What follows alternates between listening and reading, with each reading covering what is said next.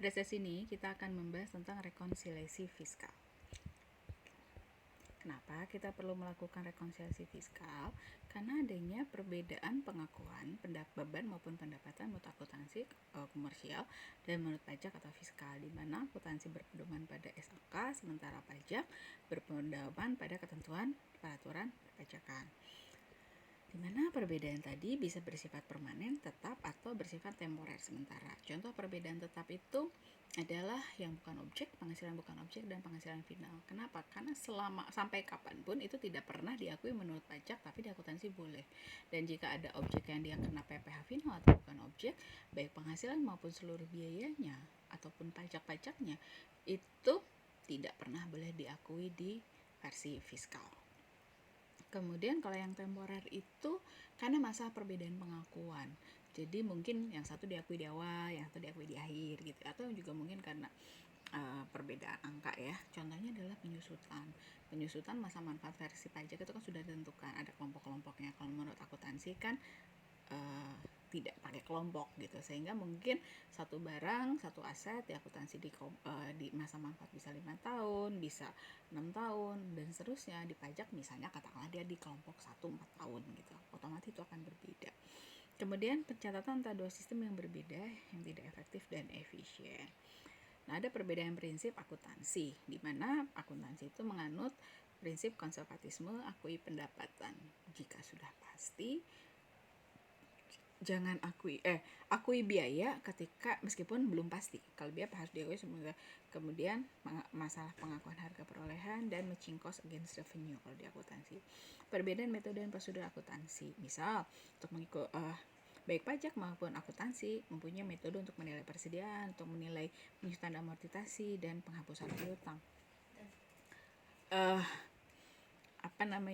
Kemudian untuk penghapusan piutang itu ada persyaratan tertentu di pajak. Ya kalau di akuntansi jika ada piutang harus dihapusin aja gitu. Atau mungkin bahkan cadangan piutang tak tertagihnya pun itu boleh jadi biaya. Kalau di pajak ada persyaratan tertentu. Kemudian perbedaan perlakuan dan pengakuan pendapatan dan beban. Penghasilan diakui dapat baru di akuntansi, gak peduli apakah dia masih kategori objek pajak, bukan objek pajak, final atau tidak final. Sementara pajak atau fiskal hanya mengakui yang objek pajak tidak final. Kemudian pengakuan penggabungan penghasilan luar negeri dan kerugian usaha juga itu ada perbedaan antara versi akuntansi dan versi pajak. Kemudian ada konsep didaktebah dan indaktebah dalam pajak biaya. Akuntansi mengakui apa aja gitu biayanya. Sementara kalau pajak ada aturan tertentu biaya-biaya mana yang boleh dan biaya-biaya mana yang tidak boleh. Jadi karena masalah final, karena bukan objek pajak, karena biaya-biaya yang tidak boleh dikurangkan untuk tujuan perpajakan, ini mempengaruhi laba fiskal belum tentu sama dengan laba versi komersial. Nah, adanya perbedaan tadi sehingga biasanya laporan keuangan akuntansi atau komersial tadi kita lakukan koreksi untuk menyesuaikan sesuai dengan ketentuan perpajakan yang ada, di mana koreksinya itu disebut koreksi fiskal, dibagi jadi dua, ada koreksi fiskal positif dan ada koreksi fiskal negatif. Koreksi fiskal positif itu mengakibatkan laba versi pajak itu menjadi lebih besar. Contohnya adalah misalnya beban yang kita bayarkan di laporan keuangan ya, misalnya si pemegang saham atau si pejabat perusahaan dia melakukan perjalanan dinas ke luar negeri, kemudian keluarganya ikut dan itu dihitung jadi biaya. Kalau pajak yang dihitung itu hanya beneran yang terkait dengan usaha, keluarga nggak boleh ikut dihitung. Kalaupun misalnya yang berangkat katakanlah pegawai perusahaan berbentuk perjalanan dinas tapi sempat jalan-jalan itu nggak boleh dihitung kalau versi pajak. Itu koreksi fiskal positif, biayanya menjadi lebih kecil, laba menjadi lebih besar. Atau misalnya pemegang saham dibayarin asuransinya gitu, keluarga pemegang saham dibayarkan asuransinya, menurut pajak itu nggak boleh karena tidak terkait langsung dengan usaha, sehingga biayanya menjadi dihapuskan yang untuk keluarga, kemudian laba fiskal menjadi lebih besar. Atau misalnya perusahaan memberikan penghasilan karyawannya itu dalam bentuk uang dan beras. Kalau kita menggunakan pembukuan natura itu Beras itu masuk kategori natura kenikmatan ya. Natura itu tidak boleh diakui jadi biaya. Berarti itu harus dikoreksi fiskal positif. Laba fiskal menjadi lebih besar. Kalau koreksi fiskal negatif itu ya tadi mengurangi besarnya penghasilan atau fiskal. Misalnya perusahaan punya penghasilan sewa bangunan, kita tahu sewa bangunan itu masuk kategori PPh final, tidak boleh diakui. Maka karena tidak boleh diakui, maka penghasilan menjadi lebih kecil. Penghasilan lebih kecil, maka laba menjadi lebih kecil, ya, dan sebagainya. Biasanya ini ada kalau kita melakukan koreksi, kita hitung dulu, kita tulis dulu angka menurut versi komersial atau akuntansinya untuk mengetahui berapa angka versi pajak kita melakukan koreksi fiskal positif atau negatif di sini ya. Penjualan, HPP, laba bruto, beban usaha, laba usaha, penghasilan usaha, laba bersih dan sebagainya. Format lain ini contohnya seperti di SPT PPh Badan.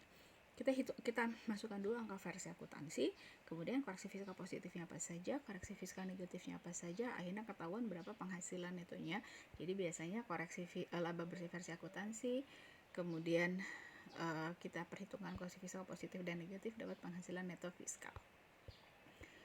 Nah, ini contoh daftar koreksi fiskal.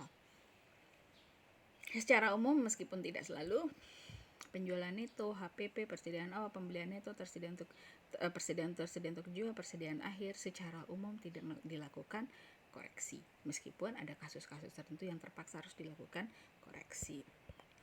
Kemudian,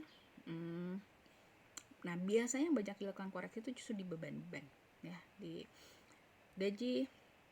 Itu tergantung, kalau ada natura itu harus dilakukan koreksi.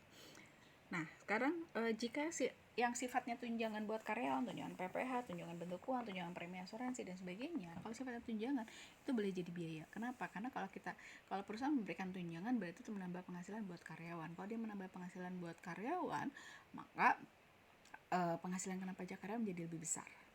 Tapi jika perusahaan memberikan penghasilan kepada karyawan dalam bentuk natura, itu kan di penghitungan PP pasal 21-nya itu tidak dihitung sebagai penghasilan buat karyawan. Maka oleh perusahaan itu tidak boleh jadi biaya. Contohnya adalah PP 21 ditanggung perusahaan, itu masuk kategori natura. Itu tidak boleh jadi biaya, maka dilakukan koreksi fiskal positif.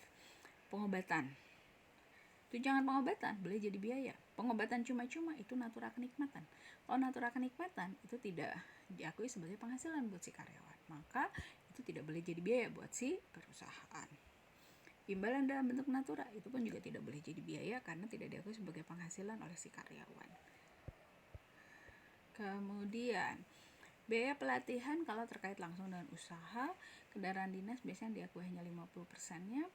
Sanksi-sanksi termasuk sanksi perpajakan tidak pernah boleh menjadi biaya, berarti harus dilakukan koreksi fiskal positif.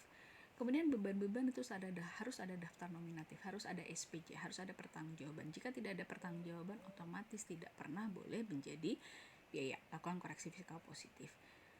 Tapi kalau ada beban yang tidak terkait langsung dengan usaha, meskipun ada daftar nominatifnya, itu pun juga tidak pernah boleh jadi biaya. Karena biaya-biaya yang diakui menurut fiskal adalah biaya yang terkait langsung dengan usaha, masuk kategori 3M, mendapatkan, menagih, dan memelihara penghasilan. Sumbangan, tergantung sumbangannya. Ada beberapa sumbangan yang masih boleh jadi biaya, contohnya sumbangan pendidikan, kemudian sumbangan olahraga, sumbangan untuk bencana alam yang dinyatakan sebagai bencana nasional oleh pemerintah, itu boleh. Tapi di luar itu nggak boleh. Dan itu pun ada ketentuan khususnya. Kemudian tadi ya penghasilan yang bersifat final itu juga harus kita keluarkan.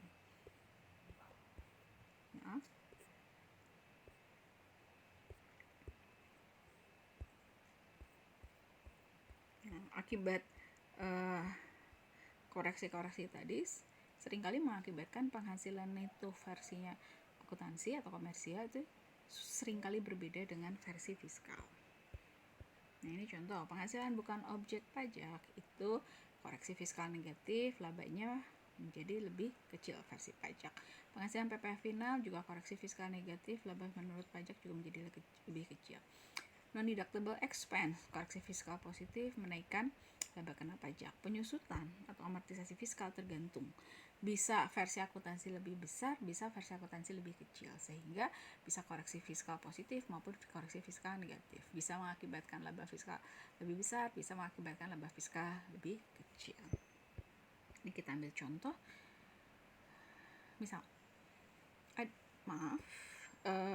misalnya pendapatan 2,5 miliar tapi terdiri dari ada penghasilan bukan objeknya. Kita tutup dulu ya, nanti saya koreksi yang ini. Terima kasih. Nanti kita tambahkan.